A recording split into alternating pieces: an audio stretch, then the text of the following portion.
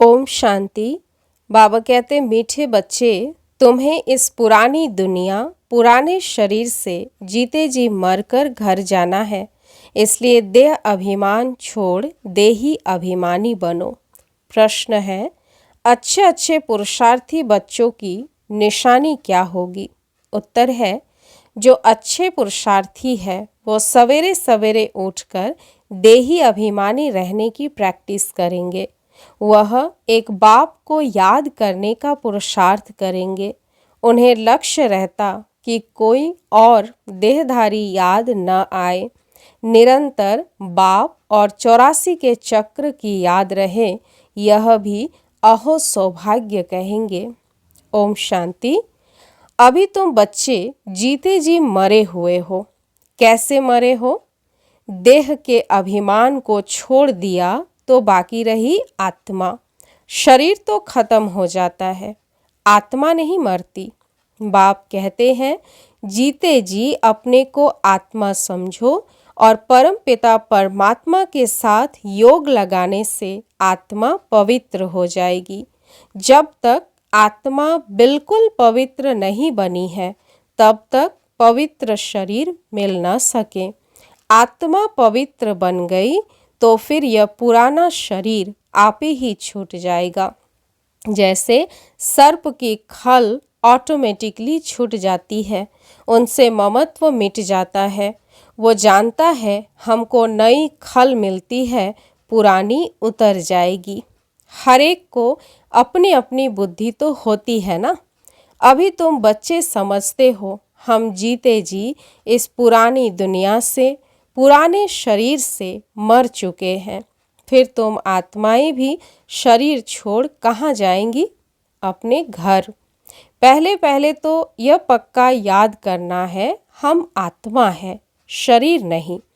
आत्मा कहती है, बाबा हम आपके हो चुके, जीते जी मर चुके हैं।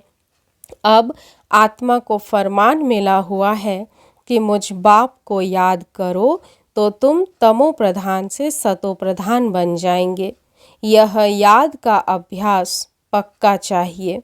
आत्मा कहती है, बाबा आप आए हैं तो हम आपके ही बनेंगे। आत्मा मेल है, न कि फीमेल। हमेशा कहते हैं हम भाई भाई हैं, ऐसे थोड़ी कहते हम सब सिस्टर्स हैं। सब बच्चे हैं, सब बच्चों को वर्षा मिलना है। अगर अपने को बच्ची कहेंगे तो वर्षा कैसे मिलेगा? आत्माएं सब भाई भाई है। बाप सबको कहते हैं, रूहानी बच्चों मुझे याद करो। आत्मा कितनी छोटी है, यह है बहुत महीन समझने की बातें। बच्चों को याद ठहरती नहीं है। सन्यासी लोग दृष्टांत देते हैं, मैं भैंस हूँ, ऐसे कहने से फिर भैंस बन जाते हैं। अब वास्तव में भैंस कोई बनते थोड़े ही है। बाप तो कहते हैं, अपने को आत्मा समझो। यह आत्मा और परमात्मा का ज्ञान तो कोई को है नहीं, इस ऐसी ऐसी बातें कह देते हैं। अब तुमको देही अभिमानी बनना है। हम आत्मा है, यह पुराना शरीर छोड़ हमको जाए नया लेना है। मनुष्य मुख से कहते भी है कि आत्मा स्टार है, भ्रिकुटी के बीच में रहती है, फिर कह देते अंगूठे मिसल है। अब सितारा कहाँ, अंगूठा कहाँ? और फिर मिट्टी के सालिग्राम बैट बनाते हैं। इतनी बड़ी आत्मा तो हो नहीं सकती। मनुष्य देह अभिमानी है ना, तो बनाते भी मोटे रूप में है। ये तो बड़ी सूक्ष्म महीनता की बातें हैं। भक्ति भी मनुष्य एकांत में कोठी में बैठ करते हैं। तुमको तो गृहस्थ व्यवहार में, धंधे आदि में रहते हुए बुद्धि में यह पक्का करना है, हम आत्मा है। बाप कहते हैं, मैं तुम्हारा बाप भी इतनी छोटी बिंदु हूँ। ऐसे नहीं कि मैं बड़ा हूँ, मेरे में सारा ज्ञान है। आत्मा और परमात्मा दोनों एक जैसे ही है, सिर्फ उनको सुप्रीम कहा जाता है। यह ड्रामा में नून है। बाप कहते हैं मैं तो अमर हूँ, मैं अमर न होता तो तुमको पावन कैसे बनाऊं, तुमको स्वीट चिल्ड्रेन कैसे कहूँ। आत्मा ही सब कुछ करती है। बाप आकर देही अभिमानी बनाते हैं, इसमें ही मेहनत है। बाप कहते हैं मुझे याद करो और कोई को याद न करो। योगी तो दुनिया में बहुत है। कन्या की सगाई होती है तो फिर पति के साथ योग लग जाता है ना। पहले थोड़े ही था, पति को देखा फिर उनकी याद में रहती है। अब बाप कहते हैं माँ में कम याद करो। यह बहुत अच्छी प्रैक्टिस चाहिए। जो अच्छे अच्छे पुरुषार्थी बच्चे हैं वो सवेरे सवेरे उठकर देही अभिमानी रहने की प्रैक्टिस करेंगे। भक्ति भी सवेरे करते हैं ना, अपने अपने इष्ट देव को याद करते हैं। हनुमान की भी कितनी पूजा करते हैं, लेकिन जानते कुछ भी नहीं। बाप आकर समझाते हैं तुम्हारी बुद्धि बंदर मिसल हो गई है, अब फिर तुम देवता बनते हो। अब यह है पतित तमोप्रधान दुनिया। अभी तुम आए हो बेहद के बाप पास। मैं तो पुनर्जन्म रहित हूँ। यह शरीर इस दादा का है। मेरा कोई शरीर का नाम नहीं, मेरा नाम ही है कल्याणकारी शिव। तुम बच्चे जानते हो शिव बाबा कल्याणकारी आकर नरक को स्वर्ग बनाते हैं। कितना कल्याण करते हैं, नरक का एकदम विनाश करा देते हैं। प्रजापिता ब्रह्मा द्वारा अभी स्थापना हो रही है। यह है प्रजापिता ब्रह्मा मुख वंशावली। चलते फिरते एक दो को सावधान करना है, मन मना भव। बाप कहते हैं मुझे याद करो तो विकर्म विनाश होंगे। पतित पावन तो बाप है ना, उन्होंने भूल से भगवानोवाच के बदले श्री कृष्ण भगवानोवाच लिख दिया है। भगवान तो निराकार है, उनको परम पिता परमात्मा कहा जाता है। उनका नाम है शिव। शिव की पूजा भी बहुत होती है। शिव काशी कहते रहते हैं। भक्ति मार्ग में अनेक प्रकार के नाम रख दिए हैं। कमाई के लिए अनेक मंदिर बनाए हैं। असली नाम है शिव। फिर सोमनाथ रखा है। सोमनाथ सोम रस पिलाते हैं, ज्ञान धन देते हैं। फिर जब पुजारी बनते हैं तो कितना खर्चा करते हैं उनके मंदिर बनाने पर, क्योंकि सोम रस दिया है ना। सोमनाथ के साथ सोमनाथिनी भी होगी। यथा राजा रानी तथा प्रजा सब सोमनाथ सोमनाथिनी है। तुम सोनी दुनिया में जाते हो, वहाँ सोने की ईंटें होती है, नहीं तो दीवारें आदि कैसे बने। बहुत सोना होता है, इसलिए उसको सोने की दुनिया कहा जाता है। यह है लोहे पत्थरों की दुनिया। स्वर्ग का नाम सुनकर ही मुख पानी हो जाता है। विष्णु के 2 रूप लक्ष्मी नारायण अलग अलग बनेंगे ना। तुम विष्णुपुरी के मालिक बनते हो। अभी तुम हो रावणपुरी में। तो अब बाप कहते हैं सिर्फ अपने को आत्मा समझ मुझ बाप को याद करो। बाप भी परम धाम में रहते हैं, तुम आत्माएं भी परम धाम में रहती हो। बाप कहते हैं तुमको कोई तकलीफ नहीं देता हूँ, बहुत सहज है। बाकी यह रावण दुश्मन तुम्हारे सामने खड़ा है, यह विघ्न डालते हैं। ज्ञान में विघ्न नहीं पड़ते, विघ्न पड़ते हैं याद में। घड़ी घड़ी माया याद भुला देती है, देह अभिमान में ले आती है। बाप को याद करने नहीं देती, यह युद्ध चलती है। बाप कहते हैं तुम कर्म योगी तो हो ही। अच्छा, दिन में याद नहीं कर सकते हो तो रात को याद करो। रात का अभ्यास दिन में काम आएगा। निरंतर स्मृति रहे। जो बाप हमको विश्व का मालिक बनाते हैं, हम उसे याद करते हैं। बाप की याद और 84 जन्मों के चक्र की याद रहे तो अहो सौभाग्य। औरों को भी सुनाना है बहनों और भाइयों, अब कलयुग पूरा हो सतयुग आता है। बाप आए हैं सतयुग के लिए राजयोग सिखला रहे हैं। कलयुग के बाद सतयुग आना है। एक बाप के सिवाय और कोई को याद नहीं करना है। वानप्रस्थी जो होते हैं वह सन्यासियों का जाए संग करते हैं। वानप्रस्थ वहाँ वाणी का काम नहीं है। आत्मा शांत रहती है, लीन तो हो नहीं सकती। ड्रामा से कोई भी एक्टर निकल नहीं सकता। यह भी बाप ने समझाया है। एक बाप के सिवाय और कोई को याद नहीं करना है। देखते हुए भी याद न करो। यह पुरानी दुनिया तो विनाश हो जानी है। कब्रिस्तान है ना, मुर्दों को कभी याद किया जाता है क्या? बाप कहते हैं यह सब मरे पड़े हैं। मैं आया हूँ पतितों को पावन बनाए ले जाता हूँ। यहाँ यह सब खत्म हो जाएंगे। आजकल बॉम्ब्स आदि जो भी बनाते हैं बहुत तीखे तीखे बनाते रहते हैं। कहते हैं यहाँ बैठे जिस पर छोड़ेंगे उस पर ही गिरेंगे। यह नोंद है, फिर से विनाश होना है।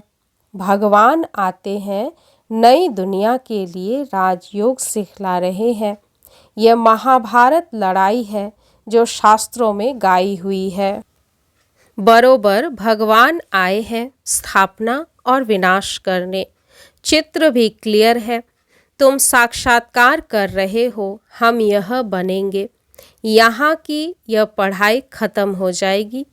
वहाँ तो बैरिस्टर डॉक्टर आदि की दरकार नहीं होती। तुम तो यहाँ का वर्षा ले जाते हो। हुनर भी सब यहाँ से ले जाएंगे। मकान आदि बनाने वाले फर्स्ट क्लास होंगे तो वहाँ भी बनाएंगे। बाजार आदि भी तो होगी ना, काम तो चलेगा। यहाँ से सीखा हुआ अकल ले जाते हैं।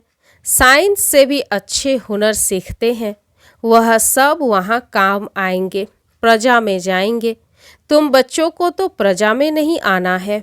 तुम आए ही हो बाबा मम्मा के तख्त नशीन बनने। बाप जो श्रीमत देते हैं उस पर चलना है। फर्स्ट क्लास श्रीमत तो एक ही देते हैं कि मुझे याद करो। कोई का भाग्य अनायास भी खुल जाता है, कोई कारण निमित्त बन पड़ता है।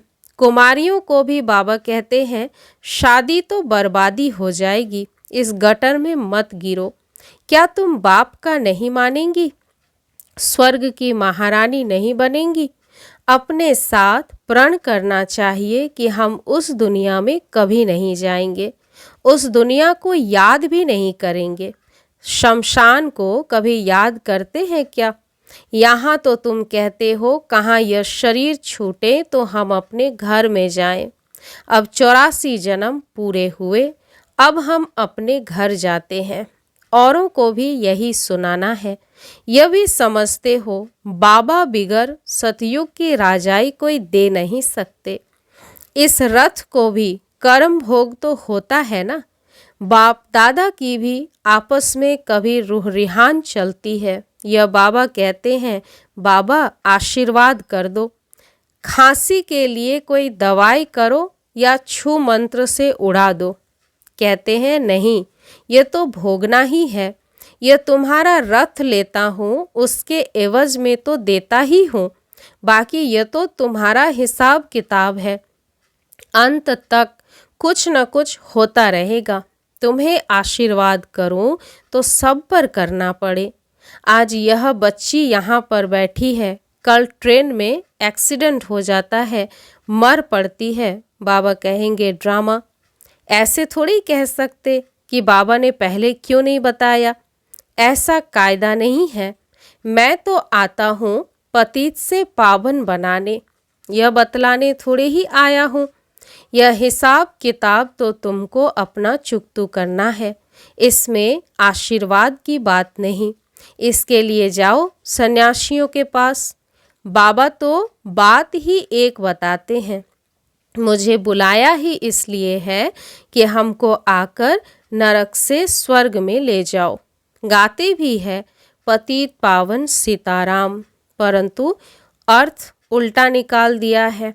फिर राम की बैठ महिमा करते, रघुपति राघव राजा राम। बाप कहते हैं, इस भक्ति मार्ग में तुमने कितने पैसे गंवाए हैं। एक गीत भी है ना, क्या कौतुक देखा। देवियों की मूर्तियां बनाए, पूजा कर फिर समुद्र में डुबो देते हैं। अब समझ में आता है कितने पैसे बर्बाद करते हैं, फिर भी यह होगा। सतयुग में तो ऐसा काम होता ही नहीं, सेकंड बाय सेकंड की नूंद है। कल्प बाद फिर यही बात रिपीट होगी। ड्रामा को बड़ा अच्छी रीति समझना चाहिए। अच्छा, कोई जास्ती याद नहीं करते हैं तो बाप कहते हैं, सिर्फ अल्फ और बे, बाप और बादशाही को याद करो। अंदर में यही धुन लगा दो कि हम आत्मा कैसे 84 का चक्र लगाकर आई है। चित्रों पर समझाओ, बहुत सहज है। यह है रूहानी बच्चों से रूह रिहान। बाप रूह रिहान करते ही है बच्चों से, और कोई से तो कर ना सके। बाप कहते हैं, अपने को आत्मा समझो, आत्मा ही सब कुछ करती है। बाप याद दिलाते हैं, तुमने 84 जन्म लिए हैं, मनुष्य ही बने हैं। जैसे बाप ऑर्डिनेंस निकालते हैं कि विकार में नहीं जाना है, ऐसे यह भी ऑर्डिनेंस निकालते हैं कि किसको रोना नहीं है। सतयुग त्रेता में कभी कोई रोते नहीं, छोटे बच्चे भी नहीं रोते, रोने का हुक्म नहीं। वह है ही हर्षित रहने की दुनिया, उसकी प्रैक्टिस सारी यहाँ करनी है। अच्छा, मीठे मीठे सिकिलधे बच्चों प्रति माता पिता बाप दादा का याद प्यार और गुड मॉर्निंग। रूहानी बाप की रूहानी बच्चों को नमस्ते। हम रूहानी बच्चों की रूहानी माता पिता बाप दादा को याद प्यार गुड मॉर्निंग, नमस्ते नमस्ते नमस्ते। धारणा के लिए मुख्य सार, पहली पॉइंट है, बाप से आशीर्वाद मांगने के बजाय याद की यात्रा से अपना सब हिसाब किताब चुकतू करना है, पावन बनने का पुरुषार्थ करना है। इस ड्रामा को यथार्थ रीति समझना है। दूसरी पॉइंट, इस पुरानी दुनिया को देखते हुए भी याद नहीं करना है, कर्म योगी बनना है, सदा हर्षित रहने का अभ्यास करना है, कभी रोना नहीं है। वरदान है, प्रवृत्ति में रहते मेरेपन का त्याग करने वाले सच्चे ट्रस्टी मायाजीत भव। प्रवृत्ति में रहते मेरेपन का त्याग करने वाले सच्चे ट्रस्टी मायाजीत भव। जैसे गंदगी में कीड़े पैदा होते हैं, वैसे ही जब मेरापन आता है तो माया का जन्म होता है। मायाजीत बनने का सहज तरीका है, स्वयं को सदा ट्रस्टी समझो। ब्रह्मा कुमार माना ट्रस्टी। ट्रस्टी की किसी में भी अटैचमेंट नहीं होती, क्योंकि उनमें मेरापन नहीं होता। गृहस्थी समझेंगे तो माया आएंगी और ट्रस्टी समझेंगे तो माया भाग जाएगी। इसलिए न्यारे होकर फिर प्रवृत्ति के कार्य में आओ तो माया प्रूफ रहेंगे। स्लोगन है, जहाँ अभिमान होता है वहाँ अपमान की फीलिंग जरूर आती है। जहाँ अभिमान होता है वहाँ अपमान की फीलिंग जरूर आती है। अव्यक्त इशारे, सत्यता और सभ्यता रूपी कल्चर को अपनाओ। आपकी आंतरिक स्वच्छता, सत्यता, उठने में, बैठने में, बोलने में, सेवा करने में लोगों को अनुभव हो, तब परमात्मा प्रत्यक्षता के निमित्त बन सकेंगे। इसके लिए पवित्रता की क्षमा सदा जलती रहे, जरा भी हलचल में न आए। जितना पवित्रता की क्षमा अचल होगी उतना सहज सभी बाप को पहचान सकेंगे। ओम शांति।